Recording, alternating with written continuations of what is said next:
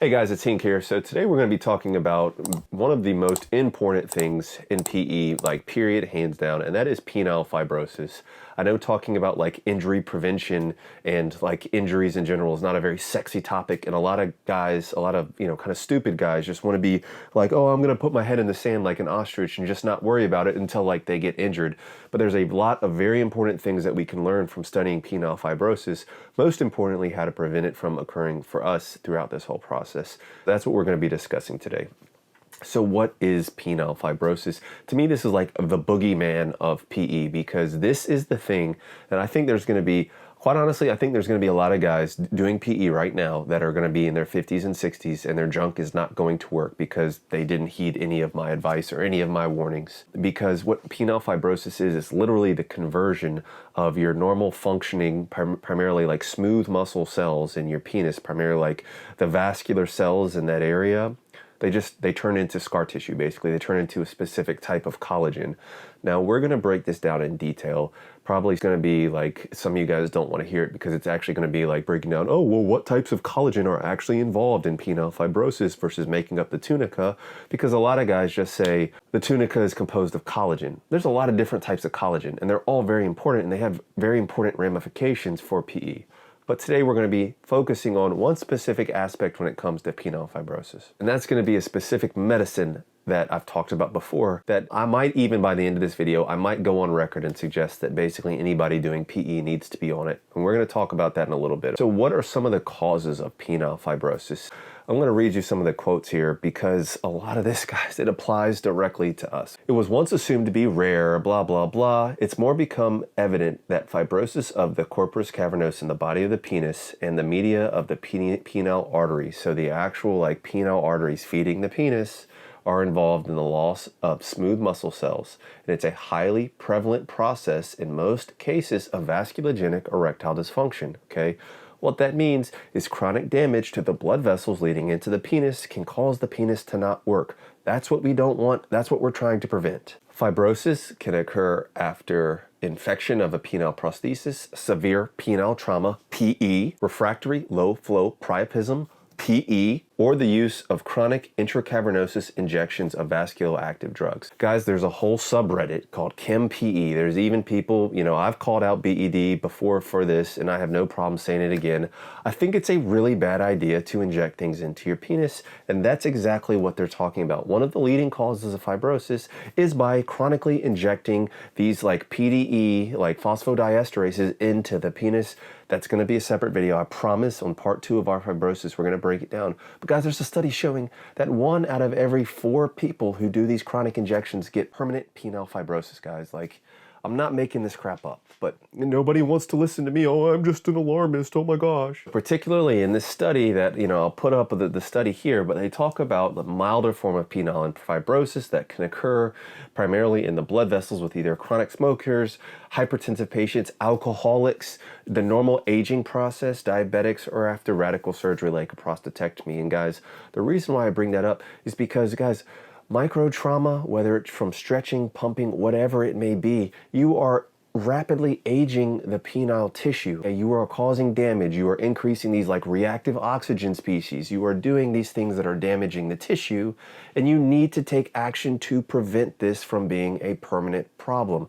Alarming, I'm sure there's going to be so many guys and Actually, Hank, I disagree. I don't think there's anything wrong with PE. I don't think anything bad could ever happen, and you're an alarmist. And guys, if that's you, do you. More power to you guys. But this is the data I'm presenting. Make your own conclusions, guys. There's a couple of key points here. Number 1 point that they make out is fibrosis, primarily in older men, is often seen as a result of decreased testosterone. Like, why is that? There's a lot of theories. I don't know that anybody knows 100% certainty, but a lot of it is due to decrease in testosterone. A decrease in testosterone can lead to decreased things like nocturnal erections. You don't have your nocturnal erections, you're not getting that additional blood flow to the penis, you're not stretching and expanding that tissue. It can lead for fibrosis to settle in. But that's one of the things you need to be aware of, especially when you're aging. You want to make sure your testosterone levels are good. That's one thing, guys. Another really big thing is induced ischemia. This is another video. I'm going to go like against the grain here. There's a lot of people that think, oh, ischemia is a good thing for PE because it induces vasculogenesis or, venogenesis, whatever you want to call it. I disagree. I think inducing ischemia is a really bad idea, and that's what this paper says. Read it for yourself, guys. But there's something that's called TGF beta 1, guys. What that does is that basically is a signal for fibrosis to occur. How does TGF beta 1 get signaled?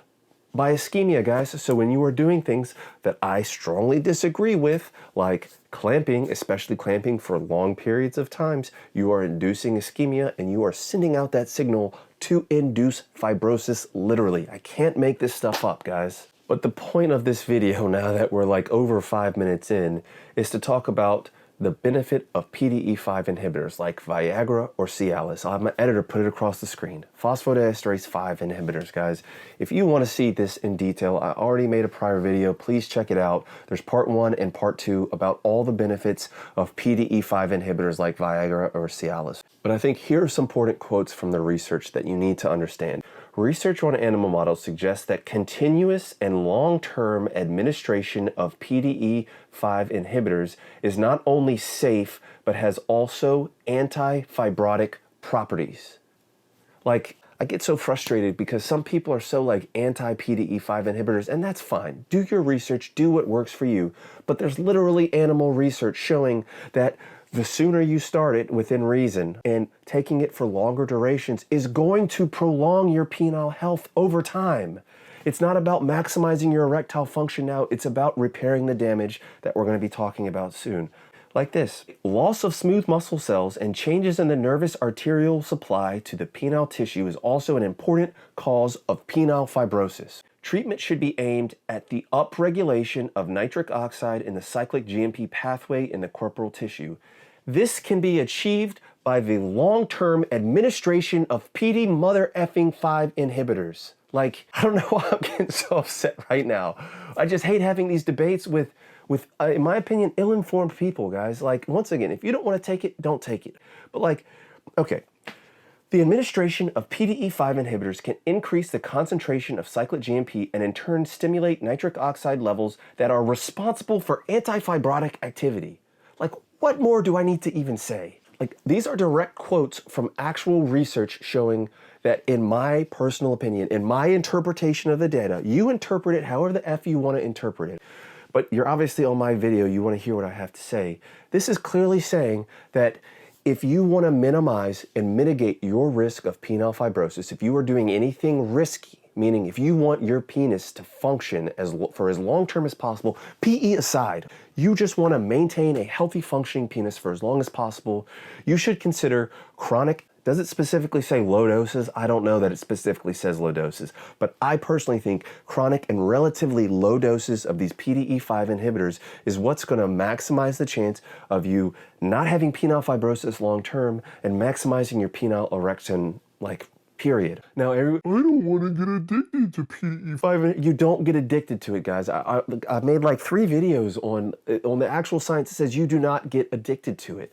Like, yeah, could you get like a psychological addiction? Yeah, potentially. I think that's kind of horse crap. I mean, I get it. Like, I've been on it and I've been off it. You've seen my recent video. But like, when I'm off it, I'm not like, oh my God, I have to get back on it. But like, I don't know. I just get tired of like having debates with people that don't know what the F they're talking about, and people that I'm not going to go hot tank here. I'm not going to do it. Now, that being said, guys, if you are like in your 20s even, then I can't say that I would strongly recommend you try to start PDE5 inhibitors, because you need to get them from a doctor, unless you get them from like another source where you don't even know for sure if it's actually what it says it is. Are these drugs without side effects? No, of course not. There's things like you could have headaches, you could have facial flushing, you could have priapism as a result, you could have low blood pressure, you could stand up too quickly, your blood pressure drops, you fall and hit your head and you die. I mean, there's real side effects from taking PDE5 inhibitors. I don't think you have to be on a PDE5 inhibitor specifically,